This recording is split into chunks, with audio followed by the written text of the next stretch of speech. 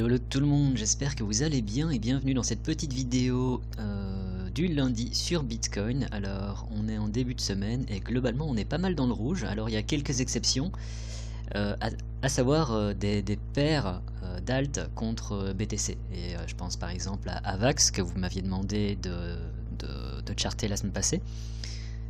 C'est le cas de Zcash, c'est le cas de NIO. Alors NEO peut-être plus maintenant, mais c'était le cas en tout cas ce matin. Et là, je vois qu'il y a Zcash qui est en train encore de bien performer. Contre BTC uniquement. Je pense que la paire contre l'USD est en train de... Quoique la paire contre l'USD, quand on regarde il y a quelques jours, était encore à 70 centimes, à 70 euros. Donc ça se maintient bien, et on dirait que Zcash a décidé de se réveiller. Bref, je pense que ce qui occupe un peu les esprits de tout et chacun, c'est plutôt la chute qu'on a eue. Qu'on n'a peut-être pas fini de faire, mais là je pense que le rebond est, enfin un rebond est dû et qu'on va avoir un truc plus ou moins conséquent à voir. Donc là depuis les plus bas ça fait déjà 25-26% de chute et dans tous les cas vu les niveaux où on est actuellement je pense que ça fait totalement sens de prendre une position à l'achat plutôt qu'à la vente. Alors ici en daily on est pile poil dans cette petite consolidation donc, qui devrait faire office de résistance, et je m'attends également à voir, ici on peut voir de la liquidité, donc on peut voir qu'on a réagi autant à la hausse, donc au retour on a fait le retest de cette zone, et ici je pense qu'on aura normalement une réaction. Mais si je suis sur TradingView et pas encore sur la plateforme de notre cher sponsor PrimeXBT, c'était pour voir d'abord un peu la tête du mensuel. C'était rigolo hein, parce que juste tout à l'heure ça ressemblait, c'était encore plus laid que là maintenant. Là on est en train d'effectuer un petit bounce, mais là tout à l'heure vraiment il y a juste vraiment quelques minutes, on était sur quelque chose de pas terrible. Donc je vais reprendre l'analyse, donc d'abord en hebdo sur la plateforme de notre cher sponsor. Pour le moment, bon voilà, on est sur la base donc de la clôture en mensuel de la semaine dernière, enfin de l'ouverture en fait de la semaine dernière, et depuis aujourd'hui en fait, ça fait déjà une jolie chandelle, hein, une jolie retrace. On a fait en 24 heures, on a fait 18% de retrace, et en l'espace de 48 heures, c'est ce que je viens d'expliquer, on a fait déjà 25-26%. Donc là, je pense qu'on est bon pour un rebond. Et je pense qu'on devrait éventuellement avoir quelque chose. La question c'est de savoir quelle serait la force de ce rebond. J'ai pas grand chose à dire, hein, si ce n'est qu'en weekly on va dire qu'il n'y a pas vraiment de base, et je pense pas qu'on vienne forcément retester les 19-20 000. Après si on le fait, bah, tout ce que j'aurais à vous dire c'est acheter. Et par rapport à la retrace, si on vraiment fait une retrace jusque là, ce qui serait incroyablement conséquent, j'y crois pas trop, ce serait vraiment une retrace de 53%. Mais ce serait vraiment pas positif pour la suite du bull run entre guillemets, parce que ce serait une retrace complète, et qui sait si on va pas en fait aller vraiment encore plus bas. Après pour les mois et semaines qui viennent, en effet ça pourrait faire sens de faire quelque chose de cet ordre là. Mais ça je ne sais pas, et il est encore vraiment beaucoup trop tôt pour le dire. Un peu une répétition de ce qu'on a eu à l'époque ici. Voilà, ça c'est simplement sur il faut que ça charge ici, hein, parce qu'on n'est pas à 38 000. Moi je voudrais bien qu'on soit à 38 000 vu que j'ai acheté, mais on n'y est pas. Donc je ne sais pas ce qui se passe, on a un petit bug, voilà. Voilà, d'accord. Là on peut voir qu'il y a quand même une grosse différence. Comme je dis, en daily on est pile poil sur cette petite consolidation, donc je m'attends à un rebond. La question c'est où est-ce que le rebond va nous emmener, et à partir de ce moment là il faut regarder vraiment en intraday, parce que c'est seulement en intraday qu'on a davantage d'informations par rapport à tout ce qui pourrait se passer. Qu'est-ce que c'est lent? Waouh, ce 4 heures est dégueulasse. Il reste encore 1h30, bah j'espère que... Mais non. Ah, encore, ça me refait le même coup, dans le sens où bah, on va attendre quelques secondes et on va voir une chandelle rouge qui va arriver et qui va venir casser ceci. Mais c'est pas important, de toute façon, ce qui nous intéresse c'est vraiment les différents niveaux qu'on a ici. La structure de marché en 4 heures, le dernier range qui était intéressant c'était vraiment celui-ci. Donc c'était ceci, on peut voir la chandelle est arrivée. Et là on est à nouveau dans le range. Donc la première target que je me donnerai, c'est véritablement la partie supérieure de ce range. Et je prendrai des profits à 34 000. Ça c'est la manière la plus simple de voir les choses, c'est si vous avez pris une position ici, vous visez la partie haute du range, et on est déjà à la moitié du range. Si on repasse au-dessus, ce serait positif, et à partir de ce moment-là, qui sait où est-ce qu'on pourrait aller. La première idée, c'est vraiment encore de reviser ceci. On peut voir que ce range, c'est un range qui est en 1 heure, alors ça c'est pas important, ça c'est pas forcément important non plus, on est passé à travers toute la liquidité, voilà. Donc, je pense que pour moi la manière la plus simple de voir les choses c'est vraiment ça. C'est ce range, ces différents niveaux qui sont visibles vraiment en 1 heure, que j'ai tradé un peu dans les deux sens. Au passage, pour ceux qui se posent la question, il faut que ça charge parce qu'à chaque fois ça me fait une petite peur cette mèche rouge. Pour ceux qui se posent la question, je suis long, dans une position longue, je vais autant en spot qu'avec du levier.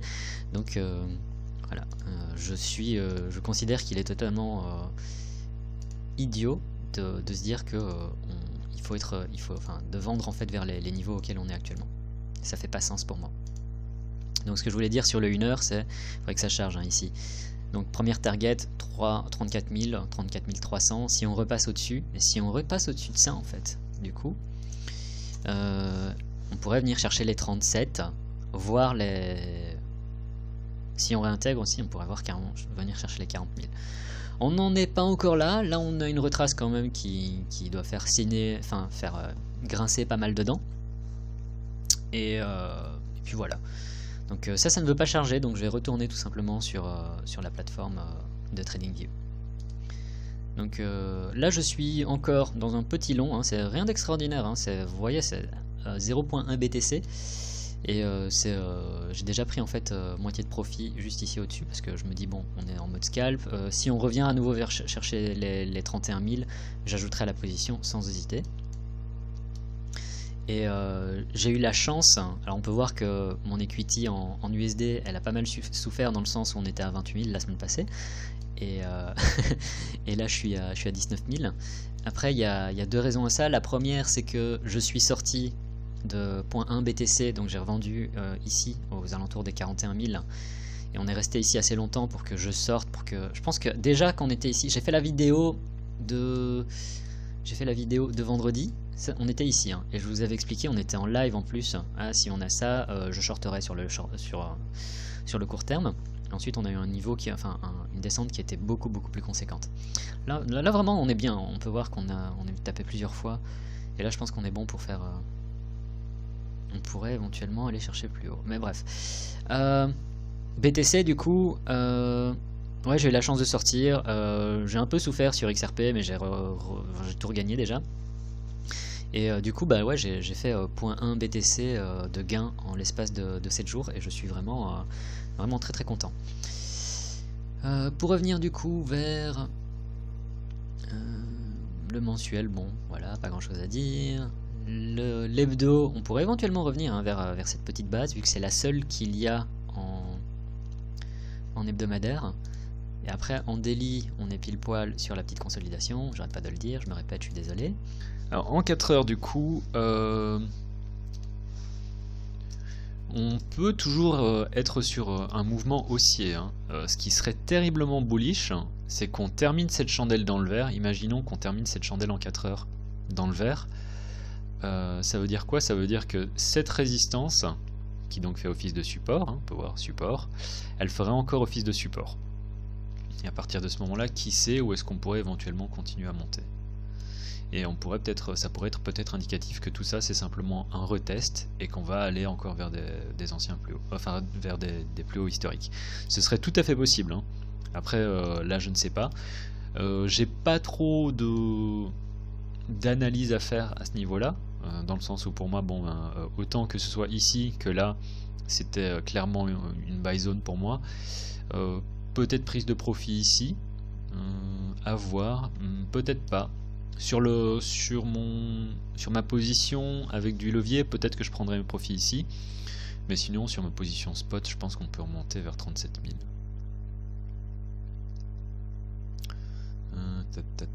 Ouais, alors peut-être 37 000. Au-dessus de 37, si on repasse au-dessus de 37 000, je pense qu'on est bon pour 40 et au-dessus de 40, le all-time, un nouveau all-time high. Mais on n'en est pas encore là et vraiment il faut attendre différents.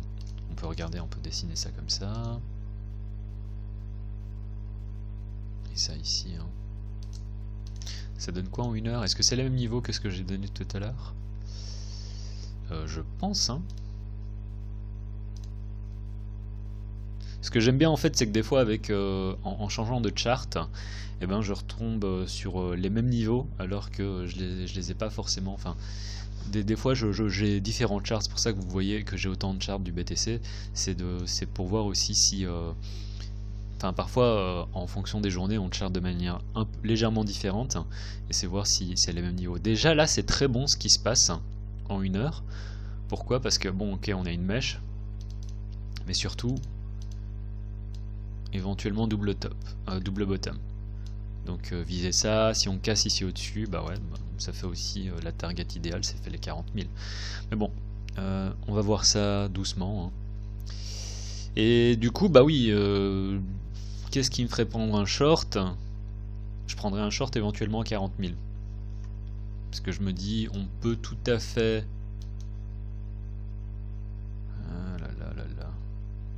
Peut-être déjà 37 000 en fait. Si j'ai sur des échelles de temps inférieures, mais vraiment faut regarder sur du 15 minutes, et ça m'arrive des fois même de sortir le 5 minutes dernièrement, si je vois qu'on a trop de résistance, en fait déjà shorter à partir d'ici. Pour viser à nouveau, pour peut-être viser les 30 000 cette fois, hein, pour venir chercher ça. Ça ce serait quelque chose que je ferais bien, ouais. Donc voilà, ça c'est dans le sens où voilà, pour les shorts, vraiment chercher ici 36 000, on peut voir qu'on a eu cette mèche là, si vous voyez qu'on vient chercher la liquidité et qu'on a un rejet directement, ça pourrait être un signe. Et le stop, il doit pas forcément être très haut, le stop je le mettrais, on peut voir cette petite consolidation juste au-dessus de la consolidation, donc ça donnerait un truc de genre là. Et je me rends compte que je parle de BTC depuis... Alors, chercher peut-être ici, davantage. Dans tous les cas, prendre des profits à un R et puis voir où est-ce que ça nous emmène. Ici, on peut voir quand même, on a double top, donc ça fait office de support. Double bottom, pardon. Et on peut voir qu'on a un joli rebond. Je suis aux anges. En dehors de ça, bon, voilà. Ça c'est éventuellement le short et sinon faut tout simplement continuer à prendre des longs. Hein. En vrai, c'est si vraiment on voulait que je vous donne des... Parce que le setup il était là, hein, enfin si j'ai un peu tardé aussi à faire la vidéo, de toute façon le temps d'uploader tout ça, c'est parce que bah, j'ai pris une position. Enfin, vous voyez très bien quoi, j'ai pris position sur la mèche, j'ai déjà... C'était une petite position, hein, on est d'accord, mais quand même ça fait $200. En l'espace de moins de, je sais pas, ça doit faire 15 minutes, ça fait toujours plaisir. Et ouais, Ethereum du coup c'est un peu la même chose, hein. C'est la même chose. J'ai pas grand chose à dire. Ethereum contre BTC a un peu souffert et on est dans la zone de chop. Donc c'est-à-dire dans cette zone là où pour moi on peut jouer le range, hein. On peut se dire ok on a éventuellement un range et du coup essayer de prendre... On a tapé 3 fois là dans la liquidité, mais là je suis en 1 heure. Hein. Je vais pas vous faire de chart. Ça j'efface parce que je suis sorti de la position. Ça j'efface, ça j'efface. Ouais, bah, on est toujours sur ce support. Tant qu'on tient ce support, j'aurais tendance. Et en fait, on peut voir ça hein, comme ça et se dire que le range il est là en daily. Donc là c'est achat du support, éventuellement shorter ça et jouer le range sur Ethereum contre Bitcoin. Sinon Ethereum USD, enfin ça fait la même chose que sur Bitcoin, donc je vais pas en dire grand chose. Litecoin par contre c'est moche. Oh là là, tous les niveaux que j'ai. Je me souviens de... Je crois que c'était Mathieu, je sais pas s'il regarde encore les vidéos, parce que ça fait longtemps qu'il a plus fait de commentaires. Mais Je vous avais dit à l'époque, la semaine passée, ça c'est ici que je prendrais position. Alors j'ai pas pris position, mais voilà, tant pis, c'est pas grave. Et par contre, ouais, Litecoin, je suis moins fan pour deux raisons. Enfin, la première, c'est tout simplement que en hebdo, voilà, on est reparti en dessous, hein. Donc on est reparti sur quelque chose de... Ça c'est le support résistance dont je vous parle déjà depuis un certain temps, enfin depuis qu'on est en septembre de l'année passée, je dis ah il faut passer au-dessus, puis il faut passer au-dessus de là. Là j'aime pas trop ce qui se passe, alors on peut éventuellement se dire ok, on efface tout ça, c'est pas important. Ce qui est important c'est quoi? Ce qui est important c'est de se dire qu'on tient toujours ce niveau et qu'on peut éventuellement jouer comme ça tant qu'on a ce support. Voilà. Ça c'est le dernier, on va dire, le dernier rempart des boules sur Litecoin. Sinon c'est pas terrible. Et je me sens un peu con parce que bon, j'ai une position spot de Litecoin que je traîne depuis ici, hein. Moi je suis le type qui vous a dit d'acheter ici. Enfin, qui moi a acheté ici, je vous ai jamais dit d'acheter quoi que ce soit, hein. Moi je vous ai dit, j'ai pris une position là, que j'ai raidé là, où je suis pas sorti ici que j'ai gardé ici, où j'ai rajouté un peu ici, j'ai rajouté là, donc je me suis retrouvé avec une moyenne à plus ou moins 50 $, ce qui est bien, hein, j'ai raidé tout ça. J'ai fait quelques... Bon, je vais pas vous dire ce que j'ai fait comme ça, mais j'ai fait un joli trade. Mais il me reste encore un moonbag et je n'ai même pas pensé à sortir ici. Bref, ça c'était moi qui pleure et je vais m'arrêter là, je vais simplement faire l'analyse de UTK et de vide que quelqu'un m'a demandé de faire dans les commentaires. Alors UTK, je vais commencer par Bitcoin. Honnêtement, c'est pas super quand je regarde juste l'hebdo, honnêtement, hein, il faut se dire, hein, on a la base ici, on passe en dessous, on fait encore un support ici, on fait un retest, on repasse en dessous, et là on a encore la base. Donc si on casse cette base, en fait qui sait où est-ce que ça va aller.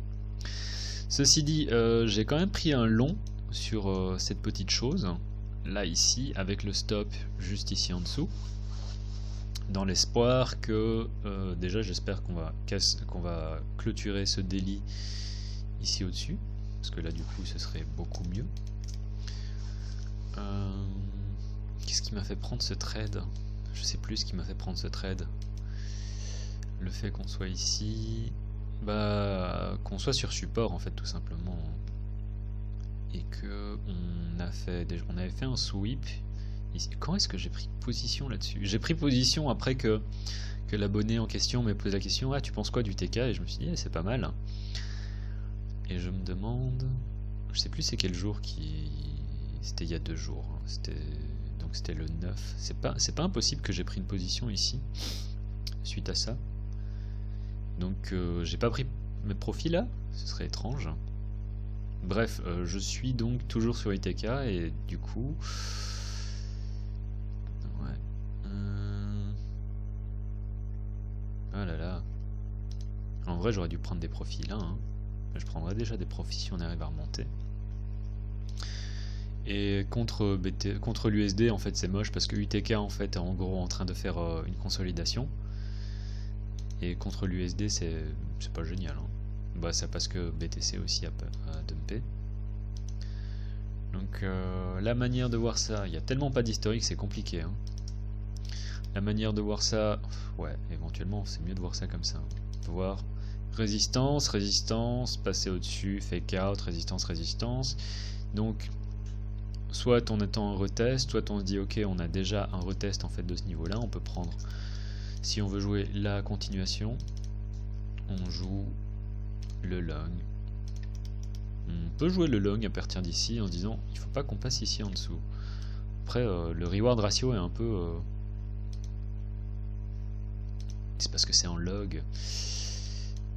Reste positif en fait, ça pourrait être pas mal, hein.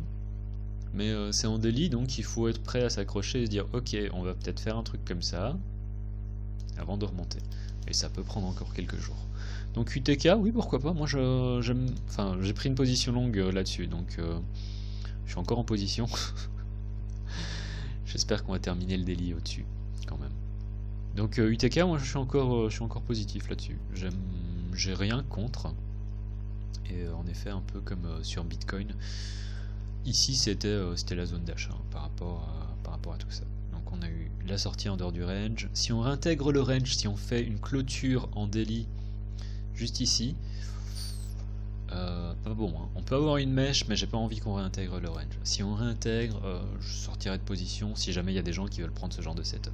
Mais voilà, j'ai rien contre, je trouve même ça assez sympathique. On va regarder en 4 heures. Ouais, pourquoi pas. Confirmation, ce serait de repasser ici au-dessus. Et on serait pas mal. Donc viser ça dans un premier temps. Et espérer qu'on continue, tout simplement. Enfin, après, il faut avouer qu'on est, comme j'ai l'habitude de dire, dans la zone de chop, mais il faudrait récupérer le niveau. Vide, je sais pas ce que c'est non plus. Oh là là, c'est pas... Bon, il n'y a pas énormément d'historique non plus, c'est la même idée que sur support, casse le support, ici on trouve du support, faut voir si on va casser le support, mais en gros on est entre deux niveaux et on est en attente de confirmation de retournement, et on n'a pas encore de confirmation de retournement. Donc même en daily on peut voir un low, high, low. Et il faudrait qu'on repasse ici au-dessus. Si on repasse ici au-dessus, ben, j'aurais tendance à dire que oui. On a un double bottom qui s'est formé. Donc éventuellement aller chercher dans un premier temps cette petite consolidation ici. Ouais. Ce pivot, je dirais. Oh, c'est compliqué hein. En fait. Ça fait pas un R qui est génial en fait. Je crois que ça donnerait davantage quelque chose comme ça. Éventuellement aller chercher ça. Donc liquidité plus résistance, enfin support qui fait office de résistance. Prendre des profits ici. Hein. On va pas tenter le diable non plus. Un truc comme ça. Voilà.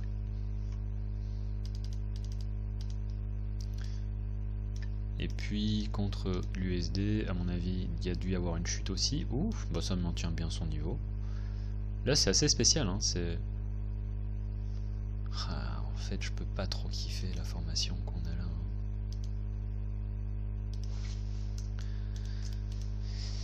là. Voilà, pour moi, ça c'est clair. Tant qu'on tient ce support, on est bon. On casse ce support, pour moi, ce truc va venir mourir. C'est ce que je pense. Je peux tout à fait me tromper.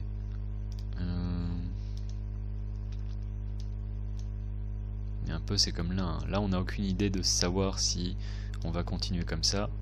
Il faut vraiment récupérer ce niveau pour avoir un premier signe positif là-dessus. Je sais pas ce que c'est les fondamentaux, mais voilà. Voilà. Je sais que j'étais un peu lent par rapport à l'analyse, j'espère que vous m'excuserez. Sur ce, je retourne vers mes charts pour gagner de l'argent. Allez, cette vidéo au passage était sponsorisée par PrimeXBT. N'hésitez pas à checker le lien qu'il y a dans la description. Il y a également le calculateur de risque que je vous offre dans la description. Et puis le lien pour Celsius, si jamais ça vous intéresse de gagner des dividendes. Je ne sais pas si on appelle ça comme ça, mais en tout cas un certain pourcentage sans pour autant trader, tout simplement en gardant votre argent sur la plateforme Celsius. Voilà, c'était tout pour cette semaine, c'était le cryptographe. N'hésitez pas à checker le lien de Prime. Tchuss.